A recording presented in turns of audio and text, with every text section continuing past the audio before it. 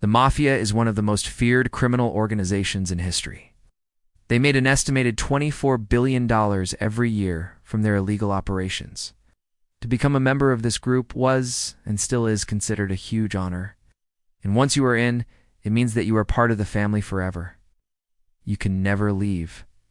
So what happens when a Mafia boss dies? Who gets his fortune? What happens to his wife and children? Is there a Mafia will?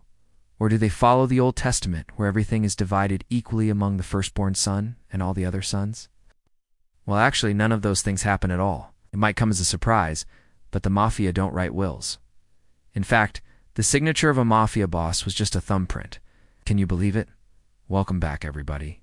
Here's your host. Today we find out why the signature of a Mafia boss was just a thumbprint. As we said in the intro, the Mafia made a lot of money during their reign. More than $24 billion every single year. That's the equivalent of having more than 100 mid-sized companies combined.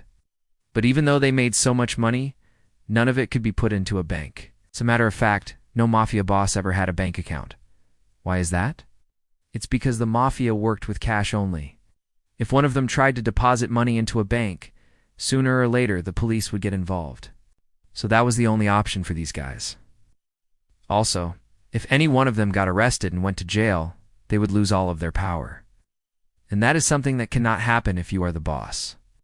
This makes us wonder, how did these guys pass on their fortunes? Who was worthy to receive it? How did the Mafia bosses sign documents if they didn't know how to write? Let's find out in today's episode. In 2018, the judge presiding over the case against the Genovese crime family discovered that there was no will from the previous boss. His name was Aniello Deli Cari, also known as Neil the Hammer. He passed away in 2015 at the age of 86, but before he died, he had a fortune of $30 million. However, nobody knew about it because he didn't have a bank account. The judge asked 3 different lawyers who were also suspects in the case, but none of them knew anything about a will. Why don't Mafia bosses make wills? Well, it turns out that it is not necessary for them to do so. There is a very simple explanation for this. If the boss passes away, then his son or one of his closest relatives will take over the business. This is called a family business for a reason. And whatever happens, it always stays in the family. If one of them dies, another one takes their place. That is why none of them thought about making a will. But in this case, Aniello's lawyer said that he probably made a verbal will. What does that mean? Well, according to Vincent Badala, a lawyer specializing in Mafia cases, usually a Mafia boss would choose someone to take care of his assets. For example, he could say something like, "I want my wife to have the house and my son to have the business." Then he would call all of his trusted friends and family and tell them about his choice. If anybody tried to go against his wishes, they would be killed. Of course, this is not a real will, but if anybody tried to claim that they were supposed to inherit some of the boss's fortune, then they would be killed. Nobody would dare challenge the boss's last wishes, especially if they were carried out by sicarios. But in Aniello's case, his lawyer said that he probably told his family members about his wishes orally. Sadly, all of his sons except one refused to talk to each other after hearing about the will, so they all went to court to fight for the inheritance. One of them even said that his father left the entire fortune to him. But now, we need to answer the question. Why did the Mafia bosses only leave their fortune to their sons? Let's go back in time to find out. Do you remember when we said that the Mafia was a family business? Well, it really was a family business. Not just any guy could join the organization. You either had to be born into the family or get adopted into it. Let us explain. If you want to become a Mafia soldier, you must be related to someone who's already in the family. Your family member has to vouch for you and essentially adopt you into the family. Once you are accepted into the group, you will have to go through basic training. This is like boot camp in the army. And once you complete the training, you're ready to go into the field and do the jobs assigned to you by your captain. If you complete your missions successfully, you will advance through the ranks. And if you climb the ladder all the way to the top, you will become the boss.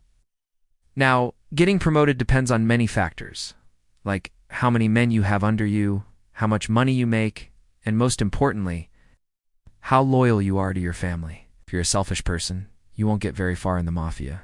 You see, the Mafia doesn't tolerate traitors. If you're caught stealing from one of your family members, you will be killed.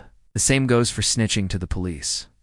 If the boss finds out that you talk to the cops, your life is pretty much over. That is why all of the mafia bosses chose to leave their fortune to their sons. They knew that they would be loyal to the family and would never betray them. Plus, they were the ones who spent years building the business. Why did they leave their wives nothing? Well, it turns out that mafia bosses had secret accounts with their wives' names on them. But why couldn't they just put their name on the account?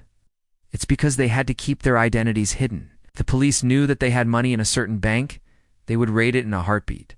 So that is why they used their wives. Also, the wife of a mafia boss has an important role. She is not allowed to work outside the house. Her job is to cook for her husband and take care of the house. In some cases, the wife would work in the family business, but she would always have to listen to her husband first.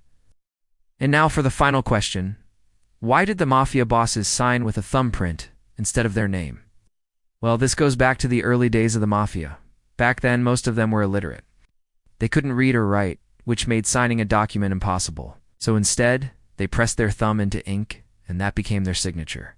This made it easier to identify them on documents. Plus, they couldn't forge a thumbprint, so it was pretty much the perfect solution. Over the years, the mafia became more organized. Even had accountants that kept track of the finances. However, the tradition remained the same. They were too afraid to put their name on paper. See, if they wrote their name, and someone else wrote it down incorrectly, they would end up in big trouble. This happened to a man named Joseph Barbera. He was arrested because the police found a letter with his name written down incorrectly. So the tradition continued on. In 1957, the FBI arrested mafia boss Santo Trafficante Jr. after his arrest. They found a note in his pocket. It had a list of names and some numbers next to them.